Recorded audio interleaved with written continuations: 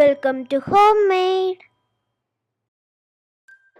Hello, welcome to Homemade. ഞാൻ രമ്യ സുർജിത്ത്. ഞാൻ കഴിഞ്ഞ ദിവസം പോസ്റ്റ് ചെയ്തിരുന്ന മരുന്ന് കഞ്ഞിയും മരുന്നുണ്ടയുടെയൊക്കെ വീഡിയോ നിങ്ങൾ കണ്ടു കാണുമെന്ന് പ്രതീക്ഷിക്കുന്നു. അപ്പോൾ കർക്കിടകം സ്പെഷ്യലായിട്ടുള്ള ആ മരുന്ന് കഞ്ഞിയുടെ കൂടെ നമുക്ക് കഴിക്കാൻ പറ്റിയ ഔഷധ ഗുണം ഏറെയുള്ള വളരെയധികം ഗുണങ്ങളുള്ള 10 ഇല തോരനാണ് ഇന്ന് ഞാൻ കാണിച്ചു തരാൻ പോകുന്നത്. ഇത് സാധാരണ നമ്മുടെ മുറ്റത്തൊക്കെ കാണുന്ന ഇലകൾ വെച്ചിട്ടാണ് ഞാൻ ചെയ്തിരിക്കുന്നത്.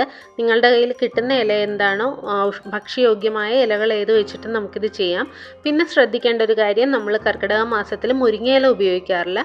മുരിങ്ങയില ഒഴികെ ബാക്കി നമ്മൾ ഭക്ഷണത്തിനായിട്ട് എടുക്കുന്ന ഇലകളെല്ലാം ഇതിന് ഉപയോഗിക്കാം. മുരിങ്ങയിലയ്ക്ക് കർക്കിടക മാസത്തിൽ വിഷാംശം വളരെ കൂടുതലാണെന്നാണ് പറയപ്പെടുന്നത്. അതുകൊണ്ട് നമ്മൾ മുരിങ്ങയില ഒഴികെയുള്ള ബാക്കി ഇലകൾ വെച്ചിട്ടാണ് ചെയ്യുന്നത്. അപ്പോൾ ഞാനിവിടെ എന്തൊക്കെ ഇലകൾ വെച്ചിട്ടാണ് ചെയ്തേക്കുന്നതെന്ന് കാണിച്ചു തരാം. അപ്പോൾ എല്ലാവരും കണ്ടു നോക്കുക. അപ്പം ഞാനിവിടെ 10 തരം ഇലകൾ എൻ്റെ വീട്ടിൽ മുറ്റത്ത് ഉള്ള ഇലകൾ നോക്കിയിട്ടാണ് എടുത്തിരിക്കുന്നത്. നിങ്ങളുടെ വീട്ടിൽ വേറെ ടൈപ്പാണുള്ളതെങ്കിൽ നിങ്ങൾക്ക് അത് ഉപയോഗിക്കാം. അപ്പം ഞാനിവിടെ എടുത്തേക്കുന്ന ഏതൊക്കെയാണെന്ന് ഓരോന്നായിട്ട് കാണിച്ചു തരാം. ആദ്യം തന്നെ എടുത്തിരിക്കുന്നത് സാധാരണ ചീരയാണ്. ഇത് 2 നിറത്തിൽ ഞാൻ എടുത്തിട്ടുണ്ട്. ഒന്ന് സാധാരണ ചുമന്ന ചീരയും അതുപോലെ തന്നെ പച്ചയിൽ ചുമന്ന പാടുള്ള ചുട്ടിച്ചീര എന്ന് പറയും, അതും എടുത്തിട്ടുണ്ട്. ഇത് ഒരു പിടി എടുത്തിട്ടുണ്ട്. എല്ലാം ഞാൻ ഏകദേശം ഒരു പിടിയാണ് എടുത്തിരിക്കുന്നത്. പിന്നെ എടുത്തിരിക്കുന്നത് സാമ്പാർ ചീരയാണ്. ഇതിനിവിടെ സാമ്പാർ ചീര എന്നാണ് പറയുന്നത്. വേറെ എന്തെങ്കിലും പേരുണ്ടോ എന്ന് എനിക്കറിയില്ല കേട്ടോ. നല്ല ടേസ്റ്റാണ് ഈ ചീര കഴിക്കാനായിട്ട്. പിന്നെ ഉള്ളത് ഇത് കോവലിൻ്റെ ഇലയാണ്. കോവലിൻ്റെ തളിരില, എല്ലാം തളിരില നോക്കി എടുക്കാനായിട്ട് ശ്രദ്ധിക്കുക. എല്ലാ ഇലയും മാക്സിമം തളിരില തന്നെ എടുക്കുന്നതാണ് നല്ലത്. വേകാനും നല്ലതാണ്, ടേസ്റ്റും അതാണ്. അപ്പോൾ കോവലിൻ്റെ തളിരില എടുത്തിട്ടുണ്ട്. പിന്നെ ഇതെടുത്തിരിക്കുന്നത് കുമ്പളത്തിൻ്റെ ഇലയാണ്. കുമ്പളത്തിൻ്റെ തളിരില നോക്കിയാണ് എടുത്തിരിക്കുന്നത്. അതിൻ്റെ ആ തണ്ടിന് ചെറിയൊരു മുള്ളു പോലെ ഉണ്ടാവും. അപ്പോൾ അത് കയ്യിൽ കൊള്ളാതെ തണ്ട് മാക്സിമം ഒഴിവാക്കി എടുക്കുന്നതാണ് നല്ലത്. പിന്നെ ഇത് ആനക്കൊടിത്തൂവ എന്ന് പറയും, ചൊറിയണം എന്ന് പറയാറുണ്ട് ചില സ്ഥലങ്ങളിൽ. ഇതാണ് എടുത്തിരിക്കുന്നത്. ഇതിന് വളരെയധികം ഗുണങ്ങളുള്ളതാണ്. ഷുഗർ ഒക്കെ കൺട്രോൾ ചെയ്യാനായിട്ട് നല്ലതാണ്.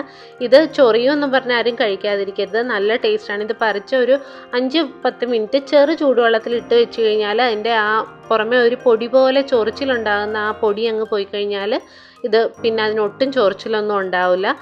നല്ല ടേസ്റ്റുമാണ്, വളരെയധികം ഗുണമുള്ളതാണ്. അപ്പം ഇതും ഉണ്ടെങ്കിൽ മാക്സിമം എടുക്കുക. സാധാരണ 10 ഇല തോരൻ ഇതാരും അധികം ഒഴിവാക്കാറില്ല.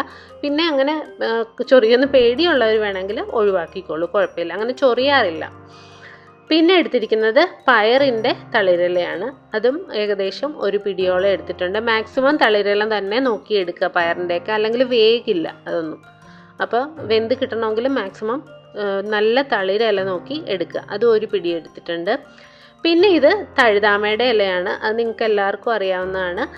നമ്മുടെ BP എല്ലാം കൺട്രോൾ ചെയ്യാനും എല്ലാം നല്ലതാണ്. ശരീരത്തിൻ്റെ നീർക്കെട്ടും എല്ലാം മാറാൻ നല്ലതാണ്. അപ്പോൾ തഴുതാമയുടെ ഇല മാത്രം തോരൻ വെച്ച് കഴിക്കാറുണ്ട്. ഇതല്ലാതെ ഇതിനകത്തും ചേർത്തിട്ടുണ്ട്. അപ്പം ഞാനൊരു ഒരു പിടി എടുത്തിട്ടുണ്ട്. ഇതും മാക്സിമം മൂക്കാത്ത ഇല നോക്കി എടുക്കുക. അതിൻ്റെയൊക്കെ തണ്ട് ഞാൻ ഒഴിവാക്കിയാണ് എടുത്തിരിക്കുന്നത്. പിന്നെ ഇത് ചേമ്പിലയാണ്. ഇത് ചെടിച്ചേമ്പെന്ന് പറയും.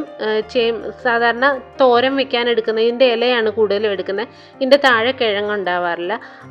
അതാണ് ചെടിച്ചേമ്പ്. ഇതിൻ്റെ ഞാൻ ഇച്ചിരി തണ്ടോടെ എടുത്തിട്ടുണ്ട്. തീരെ പിഞ്ചില ആയതുകൊണ്ട് തണ്ട് ഉൾപ്പെടെയാണ് എടുത്തേക്കുന്നത്. നിങ്ങൾക്ക് വേണമെങ്കിൽ തണ്ട് ഒഴിവാക്കാം. അതുപോലെ സാധാരണ ചേമ്പിൻ്റെ ഇലയാണ് എടുക്കുന്നതെങ്കിൽ അതിൻ്റെ ഏറ്റവും തളിരില നോക്കി എടുക്കുക. പിന്നെ ഇത് ചേനയുടെ ഇലയാണ്. അതും മാക്സിമം തളിരില നോക്കി തന്നെ എടുക്കുക. അതും കുറച്ച് എടുത്തിട്ടുണ്ട്. ചേനയുടെ ഇലയൊക്കെ നല്ല ടേസ്റ്റാണ് തോരൻ വെച്ച് കഴിഞ്ഞാൽ. മൂത്ത ഇല എടുക്കരുത്, അത് വേകാനും ബുദ്ധിമുട്ടാണ്, ടേസ്റ്റും ഉണ്ടാവില്ല. പിന്നെ ഇത് മത്തൻ്റെ ഇലയാണ്. അതും മത്തൻ്റെ ഇലയും കൂമ്പും എല്ലാം ചേർത്തിട്ടാണ് എടുത്തിരിക്കുന്നത്. മത്തൻ്റെ പൂവും ഉണ്ടെങ്കിൽ അതും നമുക്ക് ഉപയോഗിക്കാം. അതിനകത്ത് നല്ല ടേസ്റ്റാണ് മത്തപ്പൂവും കൂടെ ചേർത്ത് കഴിഞ്ഞാൽ. അങ്ങനെ 10 തരം ഇലകൾ എടുത്ത് വെച്ചിട്ടുണ്ട്. അത് അരിഞ്ഞെടുക്കുക. ഇനി നമുക്ക് വേണ്ടത് തേങ്ങയാണ്. ഞാനൊരു അരമുറി തേങ്ങ എടുത്തിട്ടുണ്ട്. അതിനകത്തേക്ക് ഒരു 1/2 ടീസ്പൂണോളം മഞ്ഞൾപ്പൊടി ചേർത്ത് കൊടുത്തിട്ടുണ്ട്.